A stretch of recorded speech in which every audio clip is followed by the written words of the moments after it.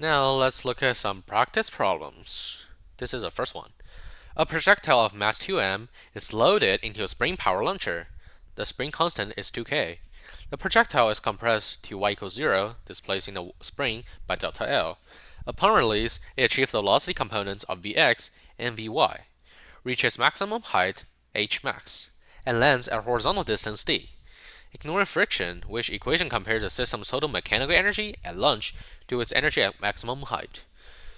Obviously, this question wants you to use the conservation of energy. First of all, let's write the formula for conservation of energy down. And then basically it's equal to the formula for conservation of energy is basically the energy the object has at its initial state is equal to the energy the object has at its final state. In this question, the initial state is that the ball is in this launcher and it hasn't been releasing yet. And the final state is over here as soon as the ball reaches the maximum height. Now, next step is determine what kind of energy the ball has at each state. At initial state, does it have gravitational potential energy? Let's assume this is the ground level. No, because it is literally on the ground, right? So there's no gravitational potential energy. Does it have spring potential energy? Yes, because it compresses a spring by displacement of delta L. So let's write it down. Half times k, the spring constant is 2k over here, times 2k, times the displacement squared. Displacement over here is delta L, so let's write delta L squared. Does it have kinetic energy when the ball is in the launcher? No, because it is still in the launcher and it hasn't been released yet. So that's it. The spring potential energy is the only energy the ball has initially. And it's equal to at final state. Let's look at the final state. The final state is as soon as the ball reaches the maximum height. So let's see what kind of energy it has here. Does it have gravitational potential energy?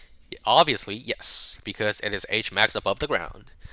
So let's write down. What's the mass of the ball or the projectile? It's 2m. So let's write down 2m times gravitational constant times the displacement or the distance it is above the ground level. Right here is h max over here times h max. Does it have spring potential energy? No, because there's literally no spring contact or attached to the ball at its final state. So there's no spring potential energy. Does it have kinetic energy? Yes. But what is the speed over here? Because of it is doing free fall, and we knew that in the first unit, we learned it from the first unit, as soon as ball reaches the maximum height, the vertical velocity is equal to 0. So over here, Vy is equal to 0. However, horizontally, it will never change because there's no external forces or other stuff applied to it, so it will never change.